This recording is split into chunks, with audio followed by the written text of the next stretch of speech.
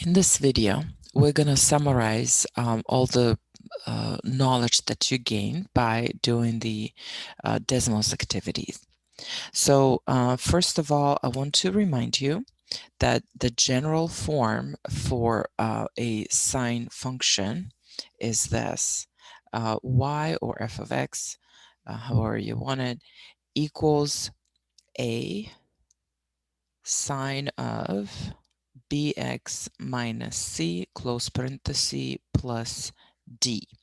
And we were looking at each of these parameters. Oh, d, sorry.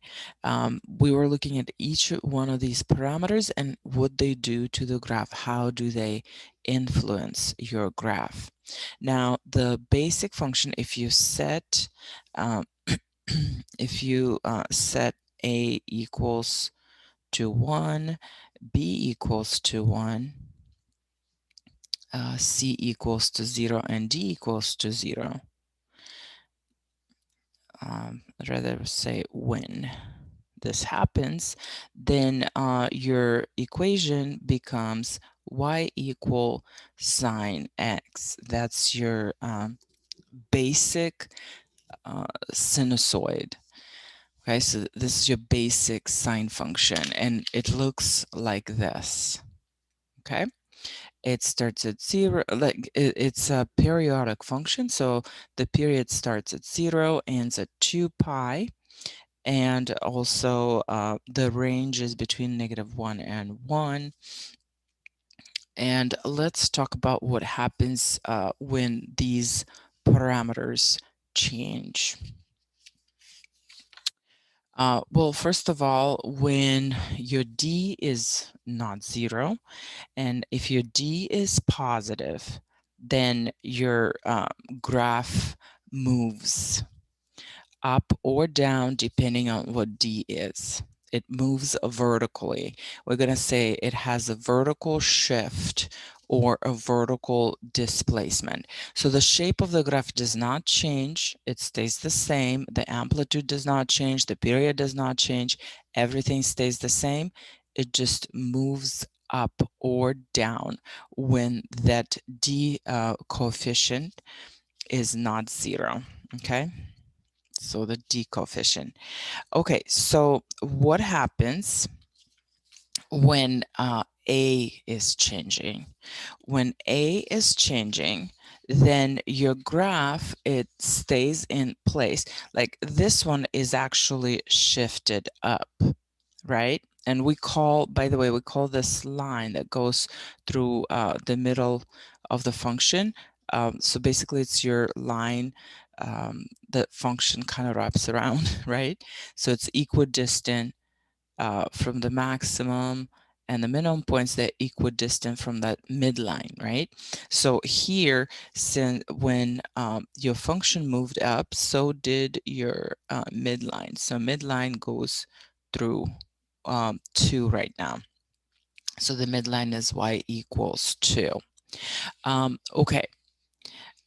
Now for the amplitude. So here we see a graph that's also moved, right? It's moved up. So the d is 1 here for this graph, right? D equals 1.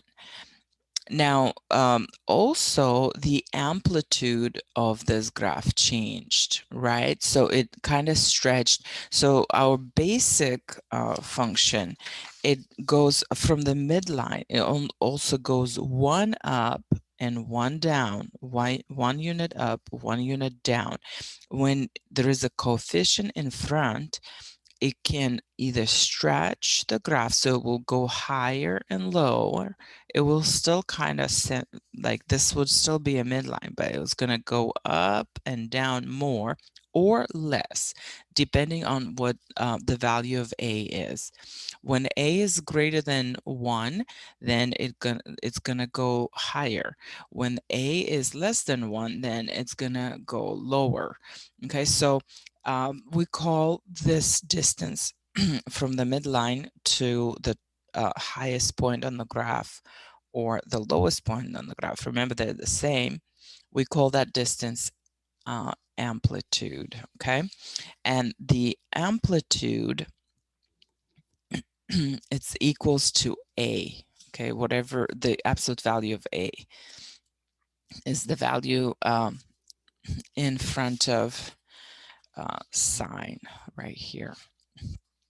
And that influences how far your graph goes from the midline. Okay, so here's some useful information. If you're reading the graph and you want to know what the amplitude is, you're going to count the distance from your lowest point to your highest point, and here it's 6, and you want to divide by half, by 2. I'm sorry, multiply by half or divide by 2. So maximum point minus minimum point divided by 2, that will give you your amplitude. So here, that distance is 6, and divided by 2, it's going to give you the amplitude of 3. Okay, the period of a function. Well, usually our functions, again, our standard, function, the period is from 0 to 2 pi. But when the b coefficient changes, your function either shrinks horizontally or stretches. So the period changes. And that's controlled by this coefficient b, right? So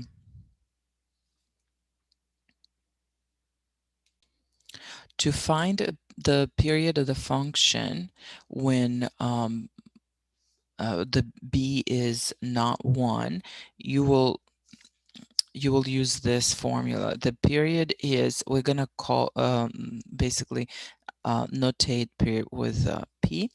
So it's 2 pi divided by the absolute value of b. All right, so I think that here for this graph, b was 2 because the period, this graph runs its full course within this distance from 0 to pi. I'm sorry, I call it p, but it's pi. Yeah, from 0 to pi. And one other thing that I wanted to mention here is that the same rules apply to cosine functions. It's not only sine, it's cosine as well. Everything that we talk about here applies to cosine. So here it is. So our general form is y equals a cosine bx plus minus c plus d. And yeah, same rules apply. The only thing that the cosine function starts at normally at 0, 1. It's high. So basically the highest point will be on for x equals 0. That's when it starts, and then it makes the full round, and that's your period. Basically, to calculate your period, calculate your period from the graph, you could either find the distance between the two highest points or between two lowest points. That will give you the period of the function. In the slide again, it's just a reminder of how your A affects the amplitude or isolation of the graph. So this one in dark blue is A equals 1, and then the orange is for A equals 2, and then the light blue is when A equals 3, and the red one is when a equals 4. So we see the larger the a coefficient, the taller, the more amplitude your function has.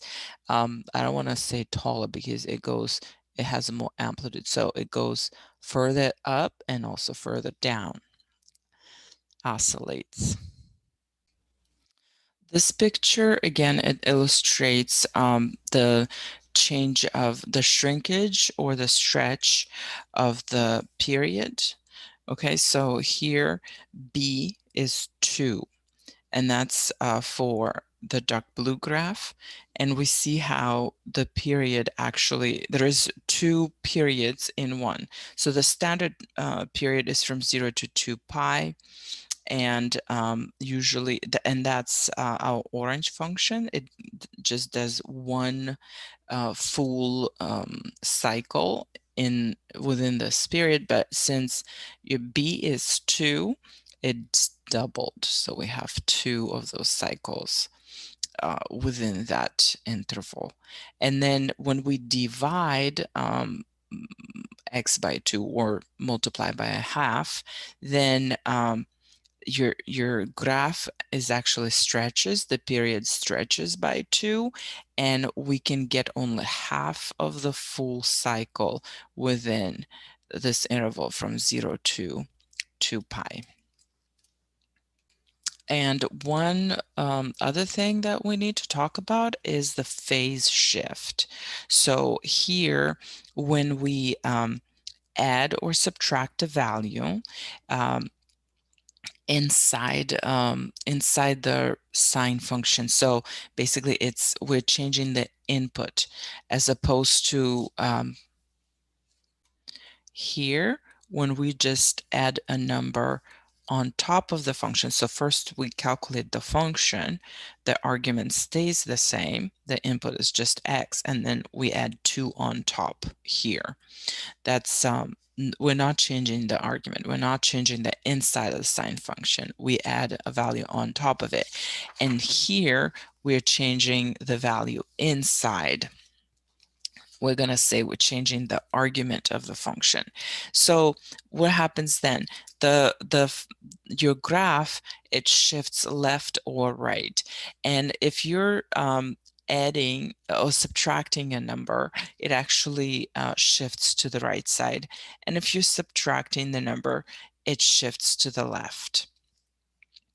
And so also, how much does it shift? So pi over 4, if we subtract pi over 4, it shifts to the right just a little bit. See, that's your shift for pi over 4. Now here, when we subtracted pi, then your graph shifted. Where is it? Right here. So it shifted this whole interval right here. So the shift was bigger. There's a bigger shift.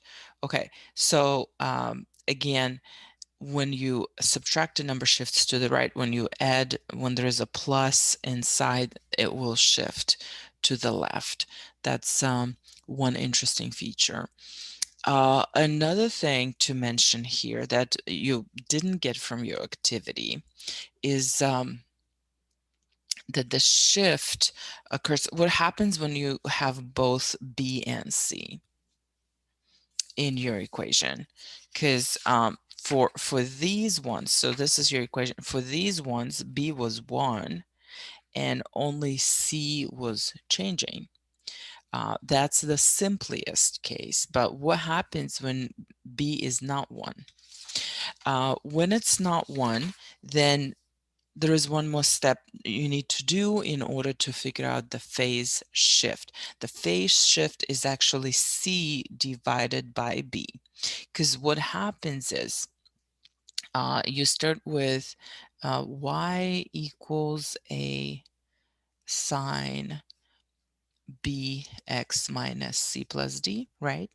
But then we need to factor b out in the argument, and we're gonna get a sine, open the bracket, and then we're factoring b out. So we're left with x, and here instead of c we have c over b, close, and then d on top of it. So see how this if there is a b value, it's gonna affect your phase shift. So this is your phase shift right here. So yeah, when b is not 1, then this you have to take it into consideration when calculating a phase shift for your graph. So this is it for the summary, and in the next video I'm gonna give you lots of examples. Actually, there's one more thing that I wanted to mention here, is that when your phase shift is pi for a sine function, do you see how it could turn into a cosine function? Actually, not pi, sorry. It would be f of x sine of x plus pi over 2.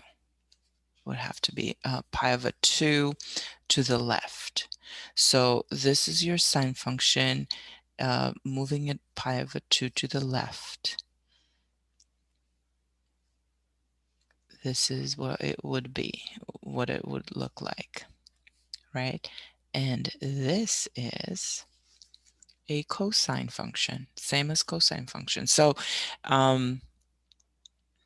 yeah, this is the property of a cofunction. And so this is the same as cosine x. And also what that tells you, that when you're trying to let's say write an equation of the graph from the graph, equation of the function from the graph, you could use either sine function or the cosine function, and therefore your answer could be different from your neighbor's answer if you use different functions.